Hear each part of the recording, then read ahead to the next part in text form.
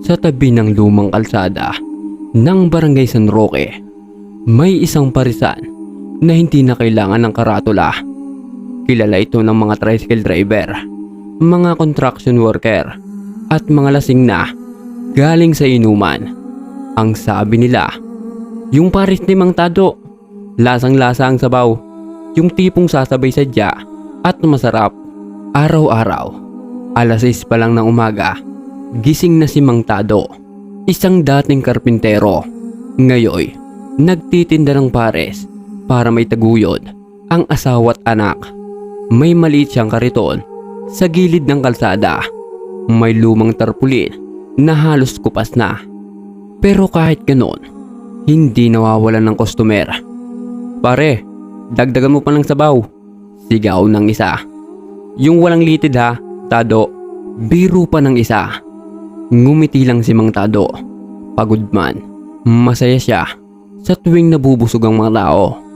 Pero isang gabi, habang nagsasara na siya, may dumating na isang babaeng suki na hindi pa niya nakikita noon.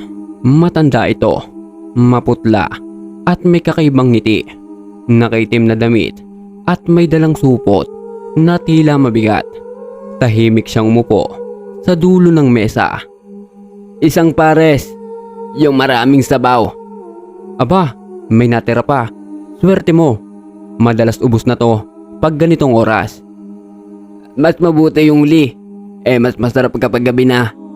Nang ibigay ni Mang Tado ang mangkok, napansin niya ang matalim na tingin ng babae. Hindi iyon basta gutom. Para bang may tinitignan siya sa loob ng laman ng mangkok. Pagkatapos kumain, naglabas ito ng plastik mula sa dala niyang supot. May laman itong hilaw na karne, mapula, parang bagong katay. "Tado, gusto mo? Karne to sariwa, pangsangkap mo bukas." "Ay naku, hindi na ho kailangan. May supplier na ako sa palengke." "Libre na to, sayang kung mapapanis lang." Tumanggi man, tinanggap pa rin ni Mang Tado. Pag uwi niya, inilagay niya sa rep ang karne. Amoy baboy, pero may kakaibang amoy na hindi niya may paliwanag. Parang bakal na basa, parang dugo ng tao. Kinabukasan, habang nagluluto siya, naisip niyang gamitin na lang ang karne na bigay ng babae. Sayang din, libre naman. Habang pinapakuloan niya ito, napansin niyang ibang-iba ang kulay ng sabaw. Mas malapot, mas malalim ang pula. Pero nang tinikman niya, grabe, lasang-lasa, masarap, matamis, malinamnam. Kinagabihan, dumagsa ang customer. "Mas masarap ngayon, Tado ah. Ano nilagay mo?" Ngumiti lang si Tado. "Sekreto lang pare." Mula noon, gabi-gabi, nang dumadaan ang matandang babae, lagi siyang umuupo sa parehong mesa. Minsan, tumutulong pa siya sa paghiwa, paghugas, mag-serve ng sabaw. At habang ginagawa niya yon, napansin ni Mang Tado na tuwing madilim na, ang anino ng babae ay parang kumikilos mag-isa. Isang gabi, may batang customer na hindi na umuwi. Sabi ng mga kapitbahay, huling nakita raw ito sa parisan ni Mang Tado. Kinabukasan, napansin ni Mang Tado na may laman na naman ang supot na dala ng babae. At doon niya unang narinig ang mga salitang hindi niya makakalimutan. "Huwag kang manghinayang, Tado. Sa negosyo, may kailangang isakripisyo. Ang malaga, nabusog mo sila." "Ha? Anong ibig niyong sabihin?" "Basta, ipagpatuloy mo lang ang pagluluto. Ako nang bahala sa sangkap." Pagkalis ng babae, sinilip ni Mang Tado ang laman ng supot. Hindi niya alam kung anong mas nakakatakot, ang amoy ng laman o katotohanang hindi iyon karne ng baboy. Kinagabihan, habang nagluluto, narinig ni Mang Tado ang pamilyar na tunog ng kariton, ang paghalo ng sabaw, ang pagputok ng mantika. Pero sa kabilang kanto, May mga aso na tahol ng tahol, tila may naaamoy. Tinignan niya ang kaldero. Lumitaw sa ibabaw ng sabaw ang mga pirasong laman na parang may tato. Tato na pamilyar dahil ganun din ang nasa braso ng batang nawawala. Nabitawan niya ang sandok. Napatras siya. Pero bago siya makatakbo, biglang lumitaw sa gilid ng kariton si Aling Sion, ang suki. Bakit, Tado? Hindi ka ba natutuwa? Lahat sila gustong gusto ang pares mo. Anong ginagawa mo? Laman ng tao to. Laman din ng nilalang. Ano bang pinagkaiba? Ngumiti siya at sa ilalim ng mahina niyang ngiti, sumilip ang matatalas ng ngipin. Namuti ang mga mata at habang pinupunasan niya ang kanyang labi, may tumulong dugo. Hindi sa kanya, kundi parang mula sa loob ng katawan niya mismo. Kinabukasan, sarado ang paritan ni Mang Tado. Pero sa mga dumaraan, naririnig pa rin niya ang paghalo ng sandok, ang tunog ng sabaw na kumukulo, at ang boses ng matandang babae na bumubulong. Masarap, pagsariwa. Mula ng gabing yon, hindi na nakatulog si Mang Tado. Paulit-ulit sa isip niya ang mukha ni Aling Sion, ang mga ngipin at ang laman sa kaldero. Pero sa bawat pagdilat niya, naririnig niya ang isang boses, mahina, pabulong, parang galing sa mismong dingding ng kanyang maliit na bahay. Lutuin mo lang, Tado. Busog ka, busog sila. Kinabukasan, nagdesisyon siyang itapon ang laman sa basurahan sa likod ng barangay hall. Pero bago pa niya magawa, naroon si Aling Sion. Nakatayo, nakangiti, parang alam ang plano niya. Sayang naman ang karne. Alam mo bang may mga nagugutom dyan sa kanto? Ayoko na. Hindi ko nagagamitin yan. Wala kang karapatang tumigil. Ginagawa kitang kabahagi ng hapag. Napatras si Mang Tado. Pero habang papalayo si Aling Sion, narinig niya ang kaluskos ng plastik na supot. Pagtingin niya, wala na ang laman. Kinabahan siya. Saan napunta? Kinagabihan, napansin ng mga kapitbahay na bukas muli ang parisan. Walang ilaw, pero may mga usok na lumalabas sa kaldero. Walang tao, pero may amoy na bagong lutong pares. At sa mesa, may nakaupong anino, babae, nakaitim at kumakain mag-isa. Pagdating ni Mang Tado, kinabukasan, nagulat siya. May mga natirang mangkok sa mesa, may mga bakas ng sabaw, at may mga baryang nakakalat. Parang may mga kumakain talaga. Pero ang kakaiba, may mga marka ng kuko sa ibabaw ng lamesa.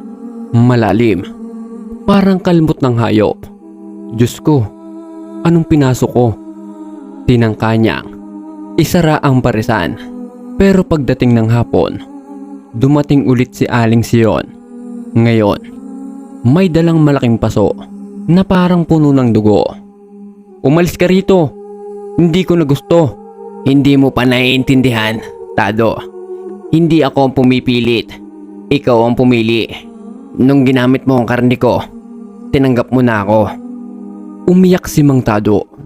Ngunit nasa halip na awa, tawa ang sinagot ni Aling Sion. Malalim, parang gutom. At sa sandaling iyon, dumaan ang tatlong binatang lasing sa kanto. Uy, Tado, bukas na pala ang pares mo. Yung may litid gutom na kami. Tumitig si Aling Sion kay Mang Tado, isang titig na parang utos. At bago pa man siya makatanggi, kusa nang gumalaw ang kanyang kamay.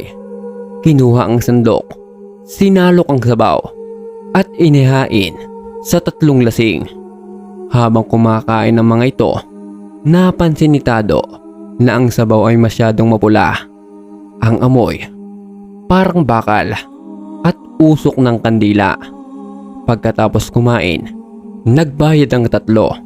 Ngunit paglabas nila ng parisan, isa-isa silang napatigil. Parang sumakit ang tiyan. At bago sila makasigaw, isa sa kanila ang bumagsak. Sumirit ang dugo mula sa ilong at tainga. "Ano to? Diyos ko! Tulungan niyo ako!" Shh! Hindi mo kailangan matakot, Tado. Sa bawat kaluluwang dadaan, may kapalit na buhay para sa negosyo mo. Napasigaw si Mang Tado. Ngunit nang lingunin niya si Aling Sion, wala na ito. Tanging amoy ng bulok na dugo at usok ng kaldero ang naiwan. Kinabukasan, pinuntahan siya ng barangay tanod. "Mang Tado, may 3 bangkay na nakita kagabi malapit sa tulay. Huling nakita raw sila dito sa parisan mo." Ako ho, hindi ko alam." "Huwag kang mag-alala, lilinisin namin to. Pero sarado ka muna ha." Pag-alis ng mga tanod, napaupo si Tado sa gilid ng kariton. Nanginginig, pawis na pawis. Pero naroon ulit ang supot, bagong lagay, at sa ibabaw nito may papel. Para sa pista. Lumipas ang mga araw, pero parang hindi na normal ang paligid. May mga pusa at asong nakikitang kumakain sa labas ng parisan. Pero ang kinakain nila, hindi tira ng karne, kundi ang mga daliri at kuko. May batang nagsabing nakita raw niyang kumakain si Aling Sion kahit sarado ang tindahan. At sa gabi, may mga ilaw na nagbubukas mag-isa kahit wala si Mang Tado. Isang gabi, dahil sa takot, nilasing ni Tado ang sarili. Habang nakupo sa tapat ng tindahan, nakita niyang may dumarating na prosesyon. Mga taong nakaputi, may kandila at kumakanta ng parang dasal. Pero habang papalapit, napansin niyang hindi normal ang mukha nila. Parang walang mata, ang ilan, walang ulo.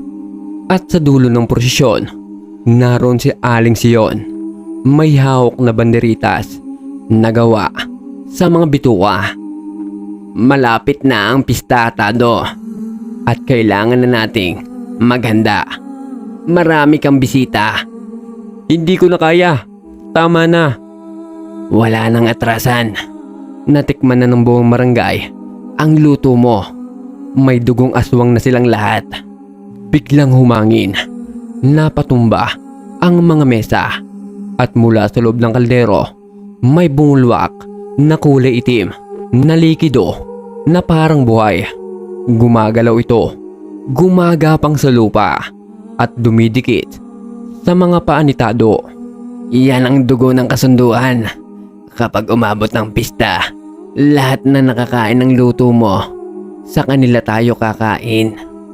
Paglingon ni Tado, wala na ang prosesyon, walang tao. Tanging boses ni Aling Sion ang naiwan sa hangin. Sa pista ng San Roque, magbubukas muli ang hapag.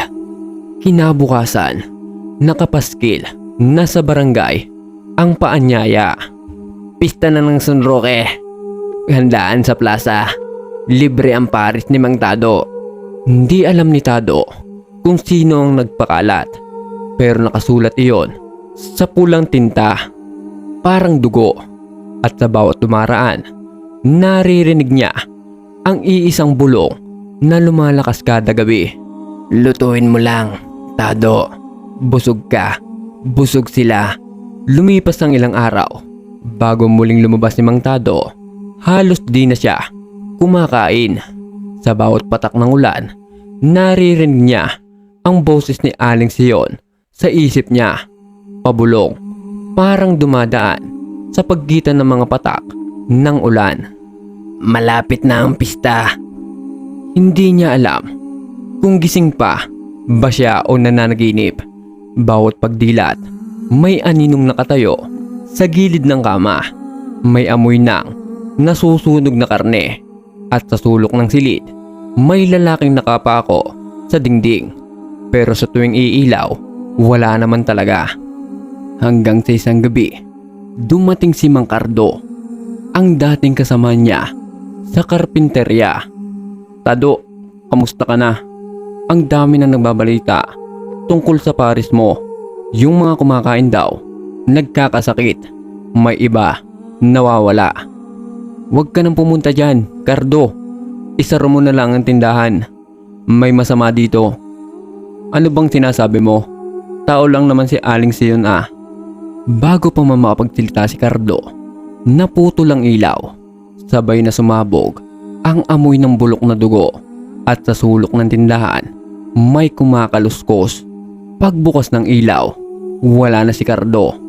Ang naiwan na lang ang kanyang bitbit na sombrero at isang piraso ng laman sa ibabaw ng mesa. Tumulo ang luha ni Tado. Ngayon, alam na niya. Hindi na ito basta sumpa. Isa itong kasunduan at siya ang ginawang kasangkapan.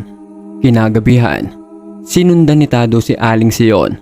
Sumakay ito ng tricycle papunta sa liblib na bahagi ng barangay sa dulo ng sementeryo. Tahimik ang paligid maliban sa huni ng mga kuliglig. Doon niya nakita isang lumang bahay na bato na babalot ng mga lumot. Sa labas, may nakasabit na mga bote ng dugo. May kandilang itim at may mga kalansay ng hayop. Sa loob, may nagdadasal, hindi para sa Diyos, kundi para sa isang nilalang na hindi niya kilala. Narinig niya ang tinig ni Aling Sion, paus at malalim. Sa gabi ng pista, darating siya, ang demonyong magpapalit ng laman at kaluluwa. Ang pares ni Mang Tado, ang magiging daan. Napasinghap si Tado at doon niya nakita ang isang lumang altar. May ukit ng isang nilalang, kalahating tao, kalahating hayop. May sungay at may mahabang dila. Sa ilalim nito, may mga larawan ng mga tao, mga dating customer niya. At nasa gitna, larawan ni Tado mismo. Diyos ko, pati ako pala. Habang nagmamasid, napansin niya ang isang sako sa tabi ng altar. Dahan-dahan niya itong binuksan at halos mawalan siya ng ulirat. Laman ng sako ang mga ulo at bituka ng mga taong nawawala. At sa tuktok nito, may piraso ng ID ni Mang Cardo. Sion, bakit mo to ginagawa? Nag-echo ang sigaw niya sa buong bahay. Tumigil ang lahat ng dasal at mula sa dilim, lumabas si Aling Sion. Ngayon, hindi na siya mukhang tao. Ang balat niya, kulay abo. Ang mga kuko, mahaba't matatalim. At sa bawat ngiti, lumalabas ang dila niyang parang ahas. Tado, dapat hindi mo ko sinundan. Pero dahil nandito ka na, mas mapapabilis ang ritual. Wala akong kinalaman sa kasamaan mo. Wala. Sinong nagluto ng laman nila? Sinong nagpabusog sa mga walang muwang? Hindi nakasagot si Tado.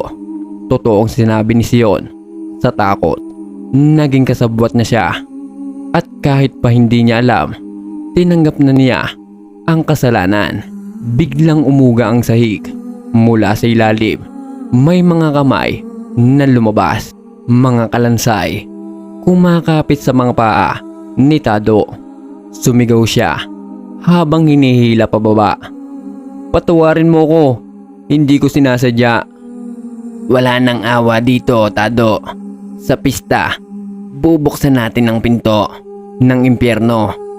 Sa lakas ng kanyang sigaw, naputol ang ritual. Nakalpas siya. Tumakbo palabas ng bahay at dumiretso sa parisan. Gusto niyang sunugin lahat. Ang kaldero, ang mesa, pati na rin ang mga sangkap. Pagdating niya, kinuha niya ang gasolina sa gilid ng tindahan. Pero bago pa niyang masindihan, may tumawag sa kanya mula sa dilim. Boses ng bata. Mang Tado. Paglingon niya, isang batang lalaki, maputla, duguan, pero pamilyar. Isa siya sa mga nawawala. Wag mo akong sunugin. Nandito pa kami. Ha?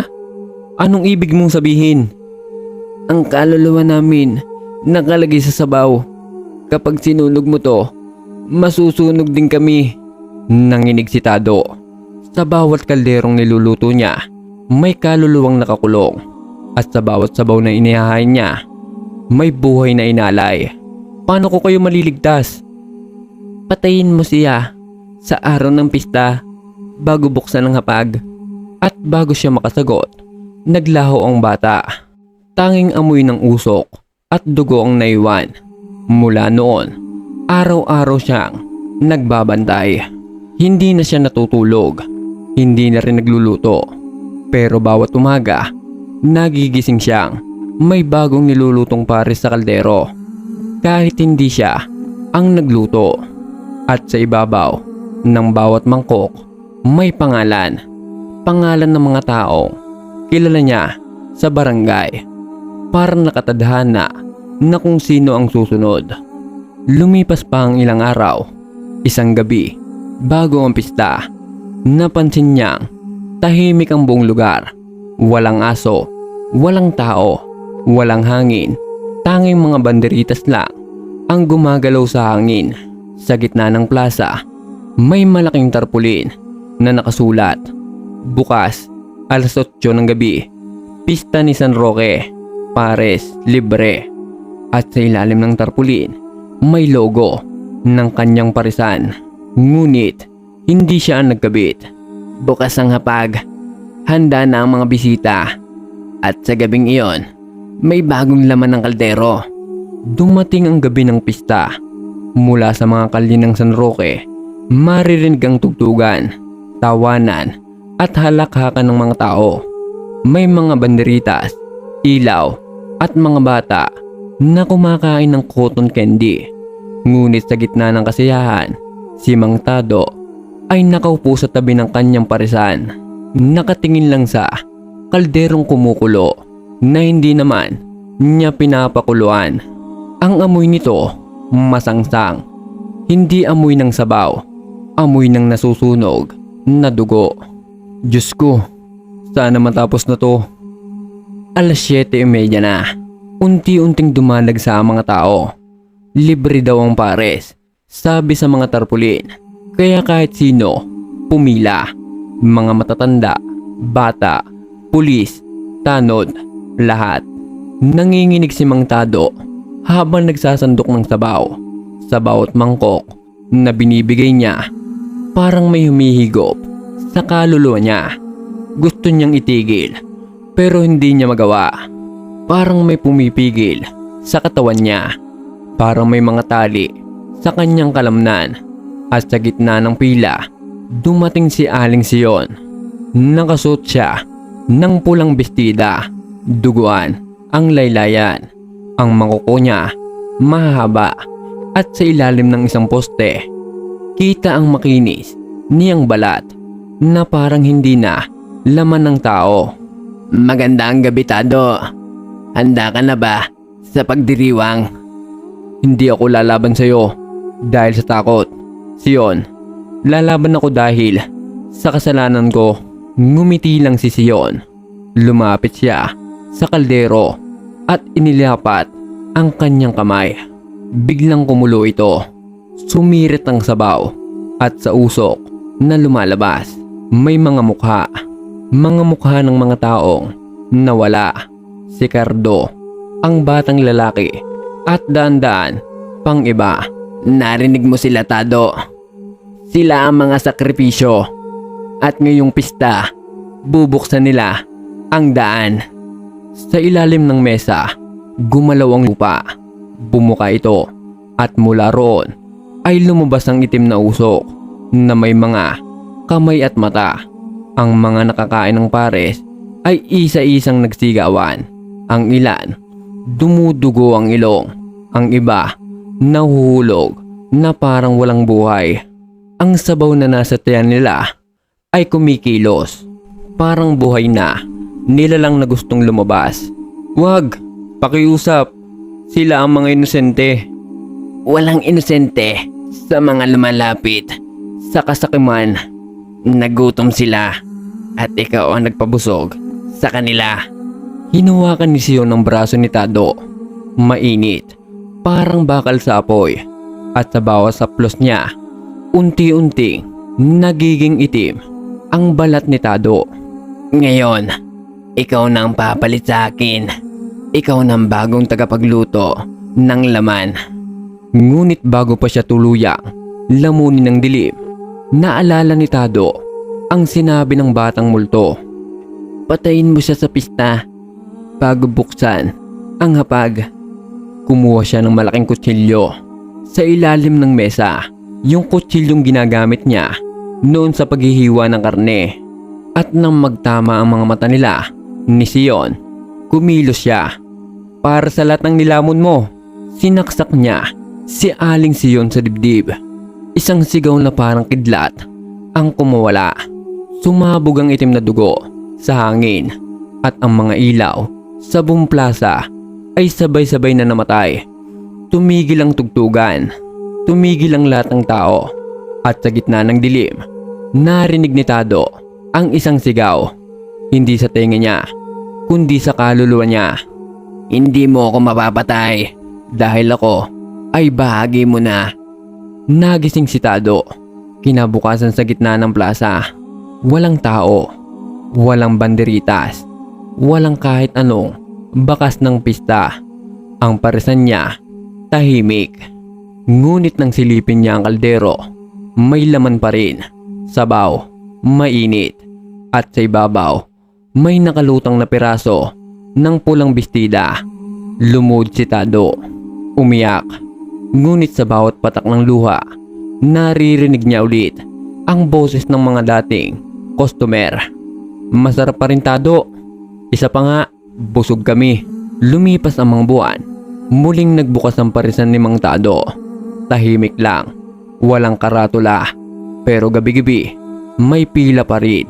At sabi ng mga nakatikim, iba talaga ang lasa ng pares ni Mang Tado. Parang may halong dugo. At tuwing may nagtatanong kung saan niya kinukuha ang karne, ngumingiti lang siya. May suki ako. Laging sariwa ang tinda. Sa bawat karinderya, may sikreto. Sa bawat kaldero, may kasaysayan ng laman. Pero sa parisan ni Mang Tado, ang laman ay buhay pa. At dyan nagtatapos ang karanasan ni Mang Tado. Nagustuhan niyo ba ang kwento? Kung oo, huwag kalimutan i-click ang like button at mag-subscribe sa ating channel, ang Alingaungaw ng Lagim, para sa marami pang kwento magpapatayo ng inyong mga balahibo. Muli, ako si Mr. John. Mag-ingat sa pagtulog. Baka mamaya may naghihintay na sa inyong panaginip. Hanggang sa muli, paalam.